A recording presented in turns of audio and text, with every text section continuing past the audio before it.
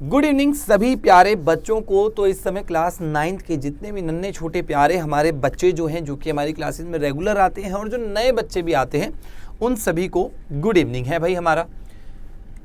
तो comment section में जल्दी से मुझे बता दीजिए, जल्दी से सारे बच्चे एक्टिव हो जाएंगे कमेंट्स में, और भैया जल्दी से एकदम हड़कंप मचा देंगे कि भैया गुड इवनिंग, कैसे हैं आप, क्या कर रहे हैं। हम बढ़िया हैं, आप सुनाइए, आज क्या होगा, आज क्या नहीं होगा। तो उन सभी के बारे में बातचीत करने वाले हैं हम लोग। उसी के साथ साथ संविधान निर्माण का हमारा जो चैप्टर है बेटा, ये हमारा बेसिकली शुरू हो रखा था, जिसके अंदर हमने आखिरी क्लास में या लास्ट क्लास में हमने संविधान के इतिहास के बारे में जानना शुरू किया था, और वो काम अभी ख़त्म नहीं हुआ है। अभी भी हमारे पास क्या है कि टॉपिक्स रह रहे हैं, अभी भी हमें कई सारी चीज़ें जो हैं वो पढ़नी है, जाननी है। तो जो इतिहास है उसको अभी आज कोशिश हम ये करेंगे कि संविधान के इतिहास को आज हम बढ़िया तरीके से पूरा कर लें। साथ ही साथ बेटा आप लोगों से मेरी एक रिक्वेस्ट है कि चैप्टर का होना बहुत ज़रूरी है आपका, और चैप्टर आपका जैसे ही होगा ये, उसके बाद ज़रूर हम किसी न किसी बढ़िया सी एक्टिविटी के साथ आएंगे। कोशिश करेंगे कि कोई टेस्ट वगैरह भी आप लोगों का भी अगर हो जाए, बेसिकली कुछ भी सीन है, कुछ ना कुछ होगा ज़रूर। लेकिन आज की क्लास भी पूर्ण रूप से टॉपिक्स के रिलेटेड होगी। हम लोग केवल और केवल अपना पूरा फोकस पढ़ाई पर रखेंगे। कारण ये है, मैं चाहता हूँ कि हमारा जो संविधान निर्माण है, ये अध्याय ज़्यादा कक्षाओं में ना खींचे, और हम इसे कम से कम क्लासेज में ज़्यादा से ज़्यादा बेहतर तरीके से पूरा कर लें। ठीक है, आई होप आप सभी को बहुत अच्छे तरीके से क्लियर हो गया होगा। इसी के साथ साथ आप सभी बच्चे क्या करेंगे, हमारी इस क्लास को अपने सभी ग्रुप्स में शेयर करेंगे, ताकि नए बच्चे भी हमारे साथ जुड़ सकें। जी हाँ, नए बच्चों का हमारे साथ जुड़ना बहुत ज़रूरी है। तो आप सभी बच्चे इस क्लास को टेलीग्राम और व्हाट्सएप पे आपके जो ग्रुप्स हैं, आप हर जगह उस जगह उसे भेज सकते हैं।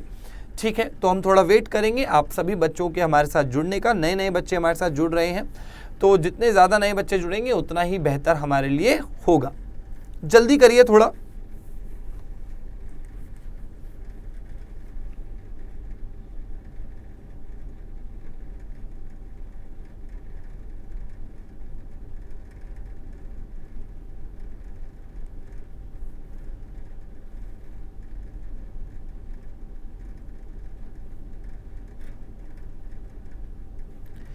ठीक है भाई, तो लगभग बच्चे हमारे साथ अब जुड़ रहे हैं। तो पढ़ाई करनी है भैया, तो सभी बच्चे एक्टिव हैं, सभी बच्चे जल्दी से थम्स अप देंगे कि भैया हम शुरुआत करने को रेडी हैं। हमारा जो इतिहास हमने शुरू करा था संविधान निर्माण का, वो हम रेडी हैं करने के लिए।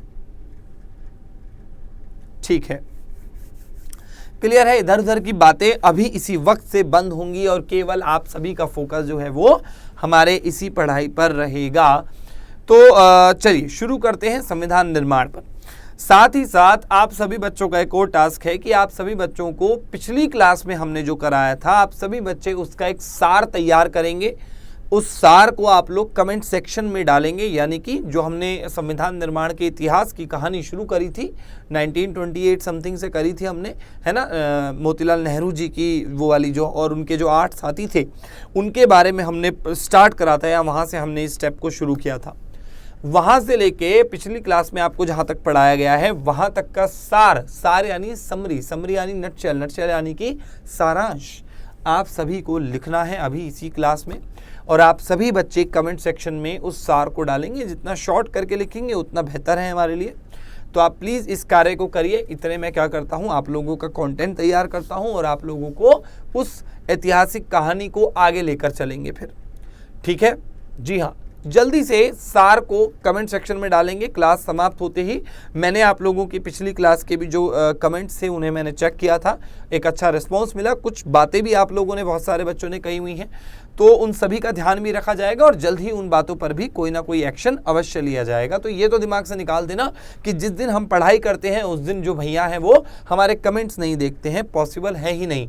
क्लास के बाद में अवश्य ऐसा करा जाता है। ठीक है, चलिए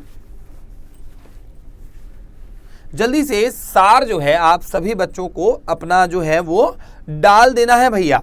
जल्दी से कमेंट सेक्शन को सारांश से, समरी से भर दीजिए, ताकि क्लास के बाद हम भी मुस्कुराकर कहें कि यार ये बच्चे कुछ कर दिखाएंगे, ये बच्चे कुछ शानदार हैं, कुछ बढ़िया है, कुछ बड़ा बन के दिखाएंगे, पढ़ते हैं ये बच्चे।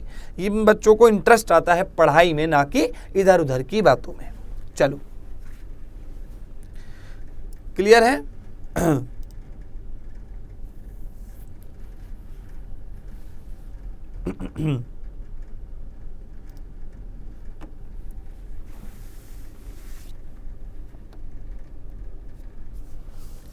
ठीक है बेटा।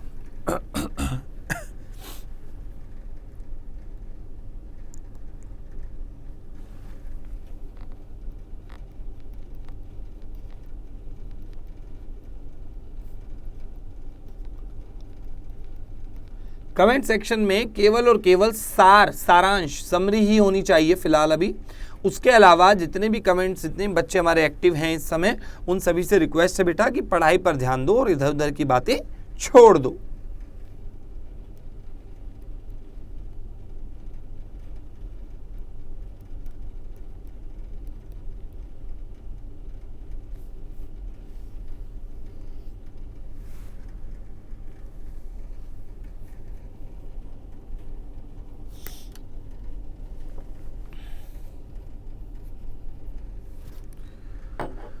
ठीक है, चलिए तो अभी तक हमने कहाँ तक कर दिया है, मैं भी आप लोगों के साथ थोड़ा सा आप लोगों को आइडिया दे दूंगा।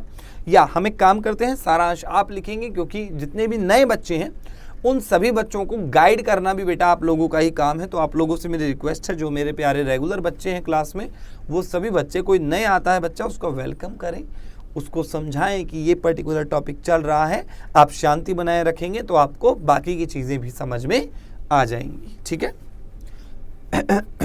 ठीक, चलिए सॉरी, हमने कहानी जो थी वो कहाँ तक पढ़ी थी, मैं हल्का सा आप लोगों को रिमाइंडर दे देता हूँ। हमारी जो कहानी जो बेसिकली हमने इससे पहले वाला लेक्चर किया था, उसमें हमारी जो कहानी है वो ख़त्म हुई थी, वो हुई थी कांग्रेस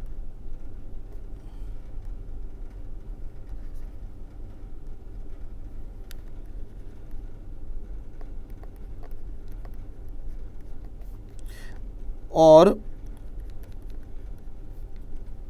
EIC का नहीं, सॉरी EIC नहीं आएगा, ब्रिटिश आएगा, ब्रिटिश संस्थानों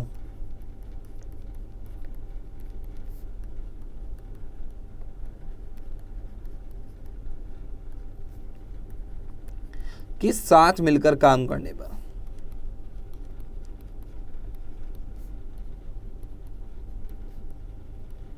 काम करने की भूमिका पर।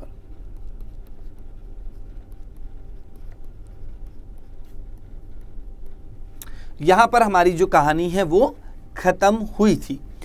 EIC का मतलब बेटा यहां पर वैसे EIC नहीं आना था, गलती से मैं बोल गया था, बट अगर आपको EIC का मतलब नहीं पता है तो आप लोगों ने क्या पढ़ाई करी है भाई,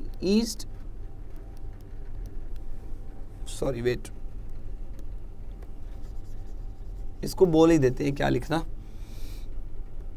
EIC का मतलब है East India Company. East India Company आई थी ना भारत में, व्यापार से साम्राज्य तक। क्लास 8वीं का हमारा इतिहास का दूसरा अध्याय है ईस्ट इंडिया कंपनी, व्यापार से साम्राज्य तक का सफर। क्लास 8वीं की इतिहास पुस्तक का दूसरा अध्याय। अगर भूल गए हो तो गलत बात है ना, उसमें EIC पढ़ाया गया है, तो याद रखिए। हाँ जी, ब्रिटिश कंपनी थी EIC। इसके साथ ये भी बता देता हूँ, जो EIC थी हमारी, मतलब हमारी नहीं बट जो EIC थी जो भारत आई थी, उसको महारानी एलिजाबेथ जो है उनसे एक चार्टर के जरिए एक अधिकार उनको मिल गया था कि EIC के अलावा कोई भी दूसरी ब्रिटिश कंपनी भारत में व्यापार या प्रशासनिक देखरेख के लिए नहीं आ सकती है। पर इसका मतलब ये नहीं है कि यूरोप से नहीं आ सकती है, तो इस गलतफहमी को हटा देना दिमाग से। एक एक्स्ट्रा इन्फॉर्मेशन आज आपको मिल गई इतिहास की। कैसी लगी, पसंद आई हो तो थम्स अप दे दीजिएगा, सारांश लिखने के बाद, समरी लिखने के बाद। यहां तक हम कर चुके हैं, इसको हाईलाइट कर देते हैं थोड़ा ताकि बच्चों को पता रहे।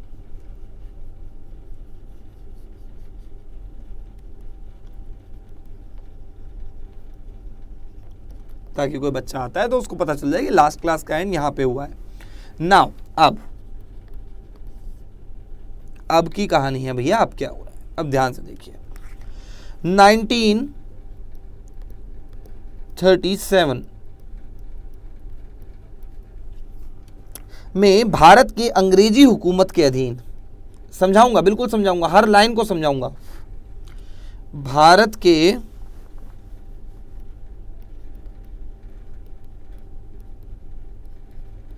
अंग्रेजी हुकूमत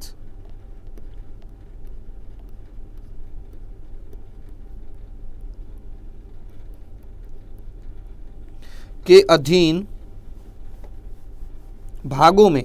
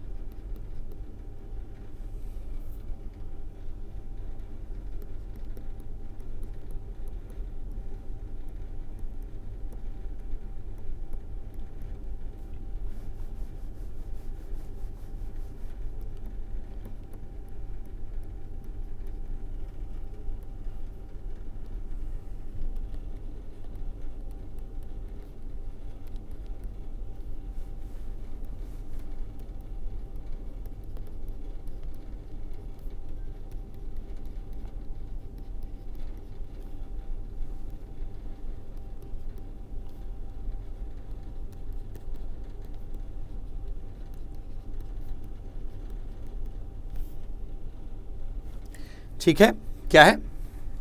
जी हाँ, बिल्कुल, और घबराना नहीं है, 2 मिनट दीजिए। अभी पिछली स्लाइड पर वापस जाएंगे भाई, बिना समझाए, बिना कहानी सुनाए, बिना 4 चीज़ों से जोड़े हम इस क्लास को अंत नहीं करते हैं, है ना। तो शांति बनाए रखें, 2 मिनट दीजिए आप बस मुझे। यहाँ की राजनीतिक पार्टियों को लोक चुनाव में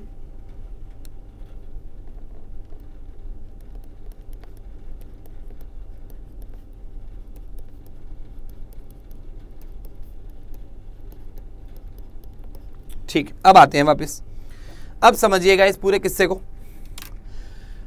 तो स्लाइड आ गई है आप लोगों के सामने, घबराना बंद कर दीजिए। अब देखिए, सुनिए मेरी बात आ रही है 1937 की। ये डेट को याद कैसे करें भाई? डेट याद करने का तरीका तो आपको मैं बता चुका हूँ, बार बार क्लासेस में बताता हूँ कि नोट कर लीजिए, कहीं उसको दिमाग में नोट कर लीजिए, पेपर पे कर लीजिए, हाथों पे कर लीजिए, लिख लीजिए हाथों पे। 1937, ओह अच्छा ये हुआ है, ये फला चीज़ हुई है, नोट कर लीजिए, माथे पे नोट, कहीं भी, मतलब बेसिकली कहने का मतलब ये है कि इन डेट्स को ऐसी जगह नोट करिए जहाँ से आप चीज़ों को समझ सकें, जहाँ पर आपके पास मौका हो उस चीज़ को बार बार देखने का, बार बार पढ़ने का। चलिए, तो हो गई डेट की बात। अब बात करी जा रही है 1937 की। अब 1937 में एक बड़ी ही रोचक घटना हुई। अब ये रोचक घटना क्या हुई कि जिन राज्यों पर या जिन प्रदेशों में अंग्रेज़ों की शक्ति थी, अंग्रेज़ों का शासन था, अंग्रेज़ों की हुकूमत थी कि नहीं, ये तो पता है आपको, है ना? पता है कि नहीं पता है? पता है आपको। तो जिन जगहों पर, जिन प्रदेशों में अंग्रेज़ों की शक्ति थी, अंग्रेज़ों की हुकूमत थी, उन प्रदेशों में या उन प्रशासनिक प्रदेशों में असेंबली के लिए, किसके लिए? एक प्रादेशिक असेंबली के लिए चुनाव हुए। तो क्या हुआ, इतना ध्यान रख लो, 1937 में चुनाव हो गए। अब ये जो चुनाव हुए किसके लिए हुए? प्रादेशिक, प्रदेश की असेंबली के लिए हुए।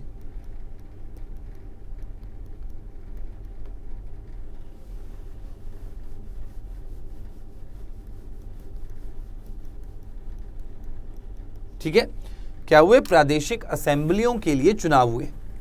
अरे भाई, चुनाव हो रहे हैं यानी कि बढ़िया रंग माहौल होगा, बढ़िया मौसम होगा, वहाँ पे एकदम हलचल होगी। भैया हलचल तो थी, पर कितनी बढ़िया थी कितनी नहीं, उसके बारे में चर्चा करेंगे थोड़ी सी देर रुक के। लेकिन 1937 में एक घटना आप लोग याद कर लीजिए कि चुनाव हुए।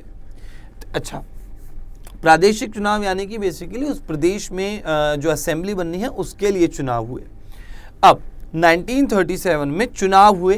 अब उन चुनावों में एक घटना घटित हुई। चुनावों में घटना क्या घटित हुई उसके बारे में चर्चा करेंगे। उससे पहले आप लोग जल्दी से फटाफट से इसको देख लिया होगा आप लोगों ने। अब हम बढ़ते हैं आगे। अब जो प्रादेशिक चुनाव हुए असेंबली के लिए, प्रादेशिक असेंबली में सीट्स के लिए जो चुनाव हुए, उसमें कई सारी राजनीतिक पार्टियों को लोक चुनाव में भाग लेने का मौका मिल गया। यानी कि कई सारी राजनीतिक पार्टी थी उस समय पे भी, मुख्यतः कांग्रेस का पलड़ा हमेशा भारी रहा है ना, तो राजनीतिक पार्टियों के लोक चुनाव में भाग लेने का उनको मौका मिल गया कि यार लोक चुनाव हो रहे हैं। अब लोक चुनाव मतलब जहां पर लोग चुनाव करने वाले हैं, समझे? चुनाव मतलब लोगों की भूमिका यहां पर बहुत ज्यादा बढ़ने वाली है। ठीक है, क्लियर है? क्लियर है? ठीक है। अब जब यहां पर मौका मिला उन लोगों को चुनाव में भाग लेने का, तो उनके पास क्या था? एक बहुत ही अच्छा मौका था। लेकिन इसमें एक बेकार चीज क्या थी? इसमें एक अपवाद था। अपवाद की जगह हम क्या लिखेंगे? यहां पर एक नोट लिखेंगे हम लोग, नोट, है ना। यहां पर हम एक नोट लिखेंगे, और नोट क्या लिखेंगे हम? नोट हमारा ये होगा इसके अंदर कि ये जो चुनाव थे ये लोकतांत्रिक प्रक्रिया नहीं थी पूरी तरीके से, पूरी तरह से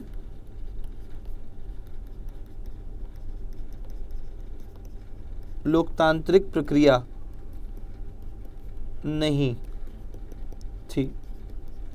अब भैया पूरी तरह से लोकतांत्रिक प्रक्रिया नहीं थी, और आप जानते हैं कि अगर लोकतांत्रिक नहीं है पूर्ण रूप से तो कहीं ना कहीं नेगेटिव पॉइंट्स हमें देखने को मिलेंगे कि नहीं मिलेंगे? कई सारी चीज़ें होंगी जहां पर हो सकता है कि किसी की स्वतंत्रता छिन गई हो, समानता छिन गई हो, किसी को वोट देने दिया हो, किसी को ना देने दिया हो, पूरे चांस लग रहे हैं। अब हमें जैसे ही हमें पता चलता है कि 1937 में जो चुनाव हुए प्रादेशिक असेंबलियों के, उसमें कई सारी राजनीतिक पार्टियों ने हिस्सा तो लिया, लेकिन नोट वाली बात यह है कि ये जो चुनाव थे ये पूर्ण रूप से लोकतांत्रिक प्रक्रिया के भाग नहीं थे, या पूर्ण रूप से लोकतांत्रिक प्रक्रिया इसके अंदर फॉलो नहीं हुई थी। लेकिन बट इससे हुआ क्या? इससे एक अच्छी बात भी हुई। अब वो अच्छी बात क्या थी? कि राष्ट्रवादी, यानी कि जो राष्ट्र को सबसे ऊपर रखते हैं, राष्ट्रवादी नेताओं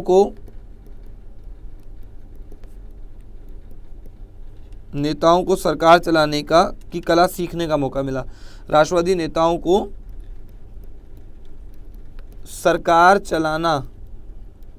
चलाने सीखने का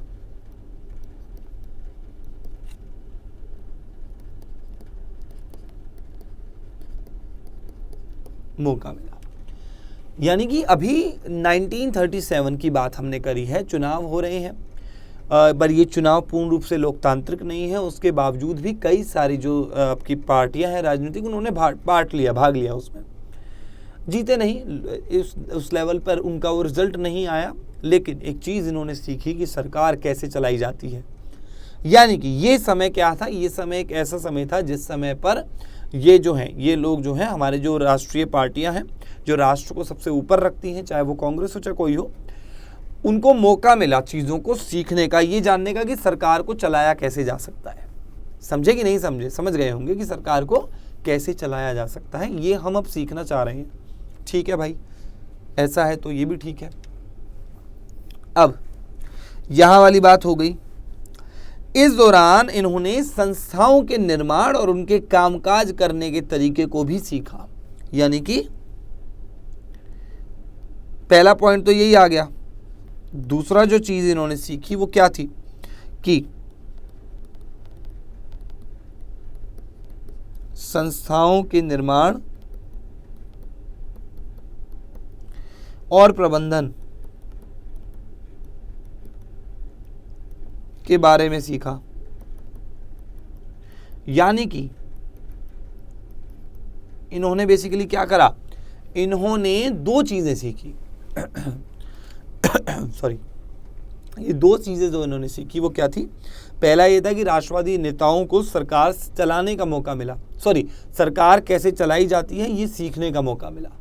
और दूसरा था कि जो संस्थाएं हैं उनका निर्माण कैसे करना है और उनका प्रबंधन कैसे करना है।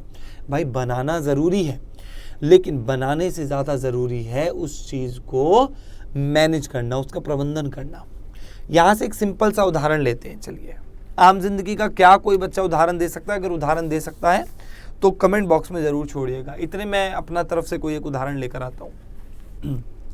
हमने संविधान निर्माण सीखते समय क्रिकेट का उदाहरण देखा था, हमने लगान मूवी का उदाहरण देखा था। अब संस्थाओं के निर्माण और प्रबंधन की अगर बात आती है तो इसके लिए आप एक बहुत ही छोटा सा उदाहरण ले लीजिए, और ये उदाहरण मैं आपको देता हूं सड़क निर्माण और ड्रेनेज का, यानी कि नाले नालियों का। आपने, अगर मैं आपसे ये कहूं कि भाई लो ये जो तुम्हारे पास लेबर है, चलो ये सड़कें बनवाओ और ये नालियां बनवाओ, अच्छी खासी निकासी होनी चाहिए और सड़कों पे पानी नहीं भरना चाहिए, क्या करोगे भैया? तुम जिस तरीके की सड़क बनाओगे, तुम कहोगे सड़क बनाओ भाई, बनाई जाए सड़क। अब सड़क बना देगा कोई, नालियां बनाना भूल जाएगा। क्या कहते हैं, नाली नाले बना देगा तो सड़क ढंग की नहीं बनाएगा। सबसे मज़ेदार बात ये होगी कि भाई एक बात बताओ, सड़क जो है वो नालियों से ऊपर होनी चाहिए।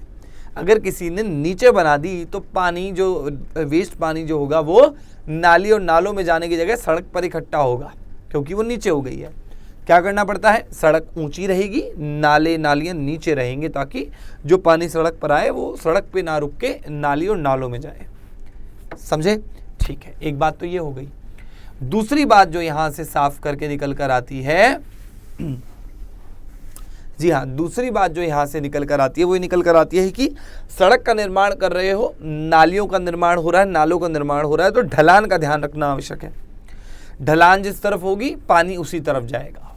तो ठीक उसी तरीके से जब ये छोटी सी हमारे हर आसपास पाए जाने वाली चीज़ों में इतना ध्यान देने की ज़रूरत है, तो देश चलाने के लिए जिस संविधान की ज़रूरत है उसके इतिहास में कितनी सारी इंपॉर्टेंट चीज़ें थी, और उन सभी को सीखने का मौका मिलना बहुत ज़्यादा ज़रूरी था। वही मौका मिला 1937 के चुनाव में, यानी कि 1937 के जो आपके जो असेंबली के चुनाव हुए, उसमें हमारी जो राजनीतिक पार्टियां उन्होंने भाग लिया। जीतने के लिए नहीं, कोशिश थी कि जीत जाए तो भैया माशाल्लाह, लेकिन जीतने के लिए नहीं बल्कि सीखने के लिए। उसमें उन्होंने दो चीज़ें सीखी। पहली चीज़ जो उन्होंने सीखी वो ये सीखी कि किस प्रकार से सरकार चलाई जा सकती है, और दूसरी चीज़ जो उन्होंने सीखी वो ये थी कि किस प्रकार से निर्माण किया जा सकता है, किसका? संस्थाओं का, और उनका प्रबंधन, उनकी मैनेजमेंट किस तरीके से करी जाती है, ये चीज़ का सीखना। अब आप कह रहे हैं अरे संविधान की बात हो रही है, संस्थाएं कौन सी हैं? वित्त मंत्रालय, रक्षा मंत्रालय, संसद, विधायिका, न्यायपालिका, क्या है ये? संस्थाएं ही तो हैं एक तरीके की। इन संस्थाओं में एक स्ट्रक्चर है, इनका निर्माण करना, इनका प्रबंधन कैसे होगा, इनमें काम काज किस तरीके से करा जाएगा, कौन सा काम कितना इंपॉर्टेंट है, क्या पैटर्न होगा, किन किन चीज़ों को फॉलो करना पड़ेगा। चलिए एक और उदाहरण दे देता हूँ। आधार कार्ड के बारे में कितने बच्चों ने सुना है? अगर आप लोग आधार कार्ड, पैन कार्ड, इनके बारे में जानते हैं तो थम्स अप दीजिए, और मुझे ये बताइए कि पैन कार्ड कहाँ काम आता है और आधार कार्ड कहाँ काम आता है। कमेंट सेक्शन में अपने आंसर्स को छोड़िएगा ज़रूर। तो आधार कार्ड और पैन कार्ड की ही बात कर लेते हैं, कॉन्सेप्ट को समझने का प्रयास मैं करवा रहा हूँ बेसिकली आपको। अगर मैं बात करता हूँ, ठीक है, अगर मैं बात करता हूँ आधार कार्ड की, तो आधार कार्ड जब लागू करा जा रहा था, आधार कार्ड को जब बनाया जा रहा था, तो ये बात करी जा रही थी कि एक ऐसी आइडेंटिटी होनी चाहिए जिसको दिखा के आप हर जगह काम कर सकते हैं या कहीं भी आप जा सकते हैं। तो आधार कार्ड क्या बन गया भाई? आपकी पहचान बन गई। उसमें आपकी आँखों की जो बेसिकली जो आपकी पुतलियाँ होती हैं उसको भी स्कैन करा गया।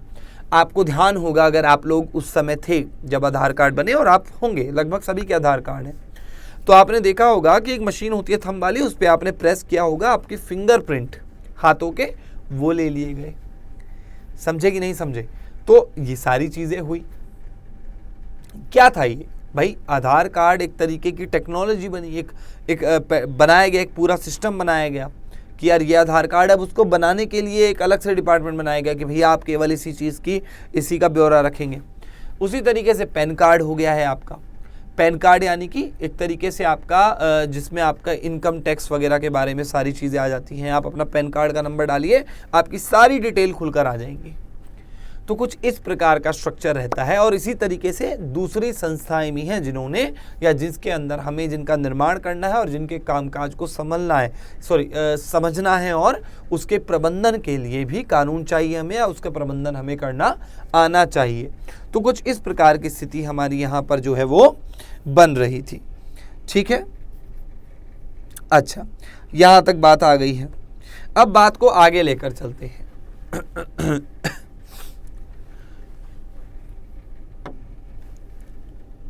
अब राष्ट्रवादी नेताओं पर हमने समाप्त किया था, तो राष्ट्रवादी नेताओं से ही हमें हमारी कहानी को आगे बढ़ाना है।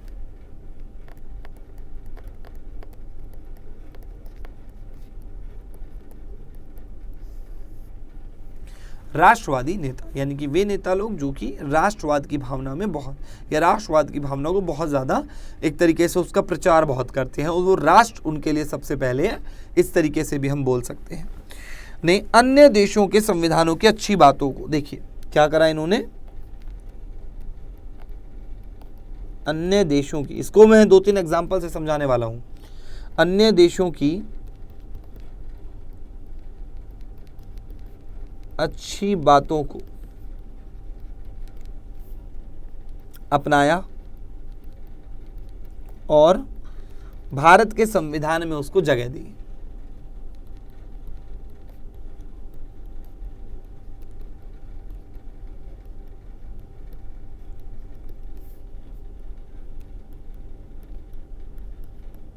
या हम ये भी बोल सकते हैं कि उधार लिया एक तरीके से, और एक ऐसा उधार लिया जिसको वापस करने की जरूरत नहीं है। समझे इस बात को? इस बात को अगर समझ गए हो तो जल्दी से मुझे बताएंगे। देखिए इस पैराग्राफ को समझने का प्रयास करते हैं। मैंने लिखा है राष्ट्रवादी नेता। मैंने आपको बताया कि जो राष्ट्रवादी नेता थे उन्होंने सरकार चलाना सीखा, अंग्रेजों के साथ रह के उनकी संस्थाओं में काम करके, और साथ ही साथ संस्थाओं का निर्माण कैसे होना है, उनका प्रबंधन कैसे होना है, ये भी सीखा। जब उन्होंने सब सीख लिया और संविधान के निर्माण कार्य में वो लोग लगे, है ना, 2 वर्ष 11 महीने 18 दिन समथिंग जो लगा था समय, वो समय लगा। उस समय अवधि में उन्होंने अन्य देशों के संविधानों से बहुत सारी चीज़ें ली, जिसका एक छोटा सा उदाहरण हम ले सकते हैं, जो कि आपका जो सत्ता की साझेदारी जो है ना, या अगर हम बात करें, हाँ, सत्ता की साझेदारी का आप उदाहरण ले सकते हैं, जिसमें हमने बेल्जियम वगैरह के बारे में पढ़ा था। संघवाद के बारे में आप देख सकते हैं। जो संघवाद जो है बेसिकली एक तरीके से वो भी उधार लिया गया है, वो भी हमने उधार लिया है। अपने आप तो आइडिया आया नहीं है, तो हमने क्या करा है, हमने दूसरे संविधानों के जो अच्छी बातें थी, जो बहुत ही प्यारी बातें थी, उनको ले लिया। अच्छा, करते नहीं है क्या हम ऐसा? आप लोग कोट्स वगैरह पढ़ते होंगे, आप देखते हो दीवारों पर लिखा रहता है, स्कूल में लिखा रहता है कि नहीं लिखा रहता है? अब बच्चे कह रहे होंगे भैया जी ट्रक के पीछे भी लिखा रहता है। ट्रक की जो शायरी होती है ना, ओहो, अब बढ़िया चीज़ें लिखी होती है कि नहीं होती है? तो कई सारी चीज़ें, शायरी हो गई, ये चीज़ बड़ी पसंद आती है। हम क्या करते हैं, नोट कर लेते हैं। कितने बच्चों ने करा है कि उन्होंने जो ट्रक के पीछे लिखी हुई शायरी हैं, स्कूलों की दीवारों पर जो अच्छी लाइनें लिखी होती हैं, या आप कोई मूवी देख रहे हो, पिक्चर देख रहे हो, उसमें किसी ने शानदार कोई लाइन बोल दी बढ़िया सी, उसे देख के कहा यार क्या लाइन है, इसका यूज़ मैं ज़रूर करूँगा, है ना, बड़ी शानदार लाइन है यार, इसको तो नोट कर लेता हूँ। आपने नोट कर लिया उसको, क्या करा आपने उसका प्रयोग करा, उधार लिया उसको, लाइन को, और उसको यूज़ कर दिया अपने तरफ से, है ना, कर दिया। तो ठीक उसी तरीके से संविधान निर्माण करने वालों ने दूसरे देशों के संविधान की जो बातें थी, प्यारी बातें थी, उन्हें लगा कि यार ये काम की चीज़ है, बड़ी शानदार चीज़ है, तो यार इसको ले लेते हैं, उधार ले लेते हैं इसको। क्या बात है, उधार लेने में क्या जा रहा है, उधार ही तो ले रहे हैं, कुछ चुरा के थोड़ी भाग रहे हैं, तुम्हारा उधार ले रहे हैं हम तो भैया इस भाव को उन्होंने आगे लेकर चले, और अन्य देशों से, अलग अलग देशों से अलग अलग चीज़ें उन्होंने उधार ली, है ना। अब बच्चे कमेंट सेक्शन में चालू हो गए होंगे, ट्रक की शायरी सुनते ही कह रहे होंगे बुरी नज़र वाले तेरा मुंह काला, है ना, इस तरीके की शायरी चल रही होंगी कमेंट सेक्शन में। मैं 100% श्योर हूँ कि आप सभी बच्चों को ये लाइन तो याद आई होगी, किसी ना एक बच्चे को तो याद आई गई होगी, 100% श्योर हूँ। कमेंट देखूंगा ना अभी आप लोगों के, जब मैं, तो पता चल जाएगा क्लास के बाद, जब देखते हैं हम कि रे अच्छा ऐसा सीन भी है ना। तो ये सारी चीज़ें बहुत ज़्यादा इंपॉर्टेंट हो जाती हैं। अब अब एक कमाल की बात यह है, एक बहुत ही महत्वपूर्ण बात होने वाली है यहाँ पे, इसको आप नोट कर लीजिएगा। 3 स्टार के अंतर्गत मैं इस बात को लिखने वाला हूँ। और लिखने क्या बात है कि भारत का संविधान किस किस से लिया गया है।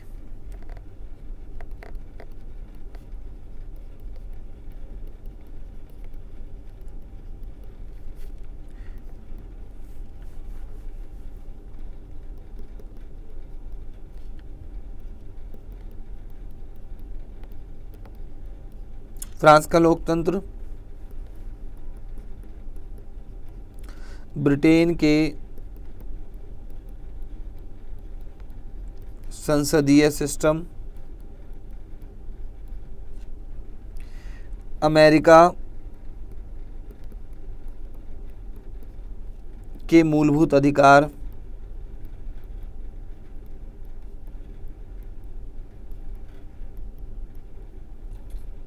रूस के समाजवाद का प्रभाव,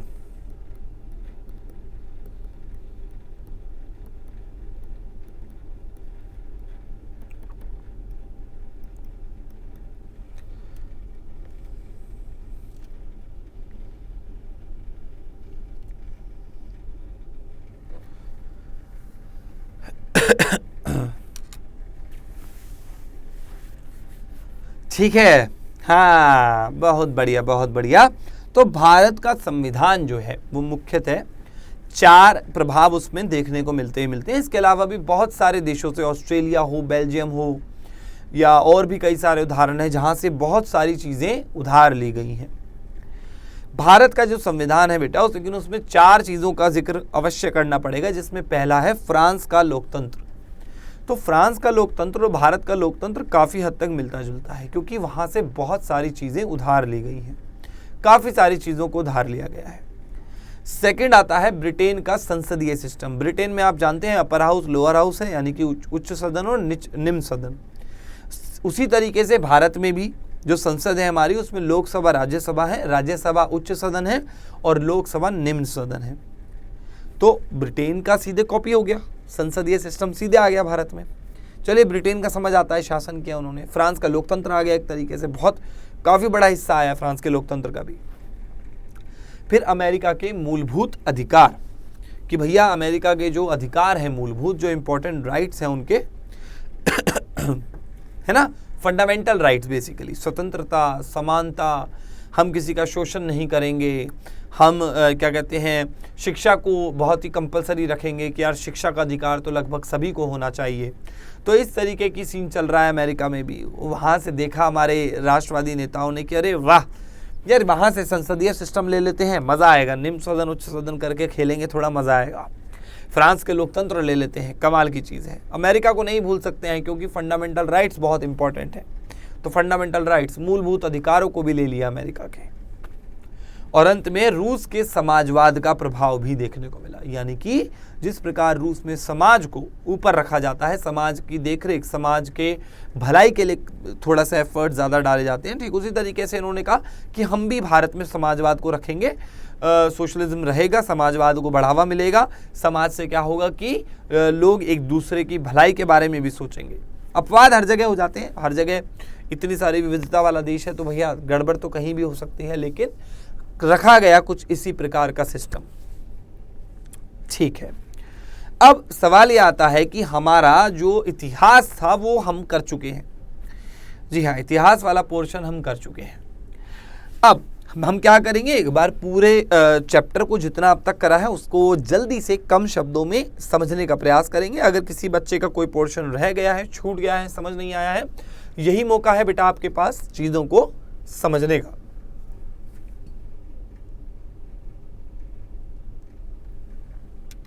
ठीक है, तो बात हम करने वाले हैं किसकी, हम बात करने वाले थे बेसिकली, हमने 1937 से शुरुआत करी और 1937 में हमने क्या पाया कि इनके बीच में क्या हो रहा था, बेसिकली असेंबली के चुनाव हो गए।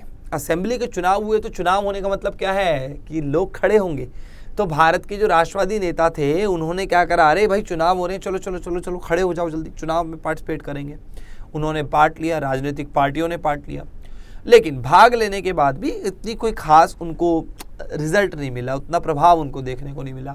लेकिन कुछ मिला तो क्या मिला, उनको सीख मिली कि सरकार कैसे चलाई जा सकती है और जो संस्थाएं हैं, ब्रिटिश संस्थाएं, उनका निर्माण अगर करना हो तो किस प्रकार कर सकते हैं और उनका प्रबंधन, उनकी मैनेजमेंट किस प्रकार से करी जा सकती है। जब इन्होंने ये सीख लिया तो उसके पश्चात इनके पास एक बहुत ही शानदार मौका था और वो क्या था कि ये अपनी सरकार भी बना सकते थे। मतलब फ्यूचर में इनको आ गया, अभी एक पीढ़ी से दूसरी पीढ़ी, दूसरी से तीसरी पीढ़ी ट्रांसफर हो रही है वो चीज़। लेकिन जो प्रक्रिया, जो चुनाव हुए थे वो पूर्ण रूप से लोकतांत्रिक नहीं थे। लोकतांत्रिक ना होने के बावजूद भी उन्होंने दो चीज़ें सीख ली।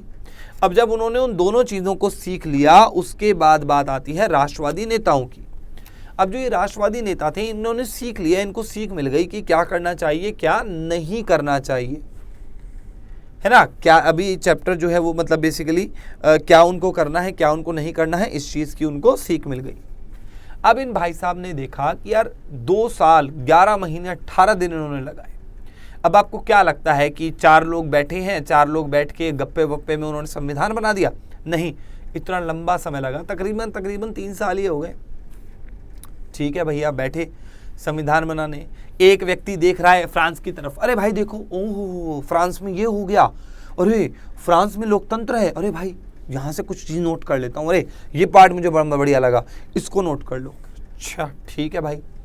दूसरे भाई साहब बैठे हुए, दूसरे नेता बैठे हुए हैं, कहते हैं अरे फ्रांस को तुम देखो, अरे वो देखो ब्रिटेन में देखो जरा संसद है वहाँ तो, अरे ये तो उच्च सदन और निम्न सदन है, यार ये सिस्टम तो भारत में भी होना चाहिए। उन्होंने कहा चलो उठाओ इस सिस्टम को, उधार ले लिया उन्होंने वो सिस्टम भी। तीसरे भाई साहब की नज़र अमेरिका पे थी। अमेरिका, अरे भाई ओहो यार यहाँ तो मौलिक अधिकार है, हमारे पास भी होने चाहिए मौलिक अधिकार, अरे लिखो इसको, और लग गए भैया लिखने में। चौथी चीज़, रूस के समाजवाद पे नज़र आ गई कि यार अरे वाह, रूस समाजवादी, बड़ा एकदम समाज के लिए, ओहो इतनी सारी चीज़ें हैं भाई, अरे हम भी करेंगे। तो क्या हो रही थी, हाँ, नकल हो रही थी, क्या उधार लिया जा रहा था। तो टेक्निकली बेटा ये हुआ कि एज इट इज़ नकल भी करी गई, बिल्कुल उधार भी लिया गया, एज इट इज़ चीज़ों को उठाकर भी रखा गया और कुछ चीज़ों में फेरबदल भी करा गया। भारत की विविधता को देखते हुए यहाँ पर भाषा के आधार पर जो राज्यों का विभाजन हुआ था उस चीज़ को भी आधार बनाया गया और देखा गया कि यार यहाँ पर विभिन्न धर्म हैं, मुस्लिम हैं, हिंदू हैं, सिख हैं, और साथ ही साथ जब पार्टीशन हुआ तो उससे भी सबक लिया गया कि यार ऐसी स्थिति ना बने। इस स्थिति को काउंटर करने के लिए हमें अब संविधान को एक बहुत ही मजबूती भरा या एक बहुत ही पक्का रूप देना ही पड़ेगा, काम नहीं चलेगा अदरवाइज। देना है तो देना है पक्का रूप। तो यहां पर हमें ये 4 चीजें प्राप्त हुई। आप सभी के लिए एक प्यारा सा होमवर्क भी है मैं लेकर आया हूं, और वो होमवर्क क्या है कि आप लोगों को ये पता करना है कि भारत ने कौन से संविधान से या भारत ने कौन से देश से कौन सी पर्टिकुलर चीज ली है। आप सभी बच्चे 5 चीजें सर्च करेंगे, 5 चीज़ें आपकी अलग अलग देश के बारे में होनी चाहिए। जैसे अगर मान लेते हैं कि कोई भी फला बच्चा है, राम श्याम नाम, बाबूराव, महफूज, तरुण या करण परन जो भी है, कोई भी बच्चे का आप नाम, मतलब बेसिकली जो भी नाम है, आशीष जो भी है, तो बच्चे हैं अलग अलग। सपोज आशीष जो लेकर आए हैं वो ऑस्ट्रेलिया, एक ऑस्ट्रेलिया के संविधान से एक चीज़ उठाओ, एक फ्रांस, एक बेल्जियम, एक आपका होना चाहिए ब्रिटेन का, एक होना चाहिए अमेरिका का है। इसी तरीके से एक जापान से ले लो या ऐसे ले लो। इसी तरीके से सभी बच्चे 5 अलग अलग देशों से पढ़कर आएंगे और कमेंट सेक्शन में मुझे, या जो हमारी अगली क्लास होगी उसमें कोशिश करेंगे, या उसमें आप क्या कर सकते हैं, कमेंट सेक्शन में डाल सकते हैं, मैं उन्हें देख लूँगा क्लास के पश्चात। ठीक है बेटा। तो बेटा हमारी जो ये क्लास है ये अब फाइनली समाप्त होती है और हमारी ये क्लास पूर्ण रूप से इंफॉर्मेशन से भरी हुई है। ठीक है, इन्फॉर्मेशन से भरी हुई है ये क्लास पूर्ण रूप से। मैं आशा करता हूँ आपको ये समझ आई होगी। ऐसी और क्लासेस के साथ अभी हम और भी जुड़ेंगे और ज़्यादा बेहतर तरीके से पढ़ाई को, स्टडी को टारगेट करेंगे। ठीक है, चलिए बच्चा पार्टी, तो अब आपसे मुलाकात होगी अगली क्लास में। थैंक यू सो मच आने के लिए। बाय बाय हमारे सभी प्यारे बच्चों को। अपना ध्यान रखिए, एंजॉय करिए।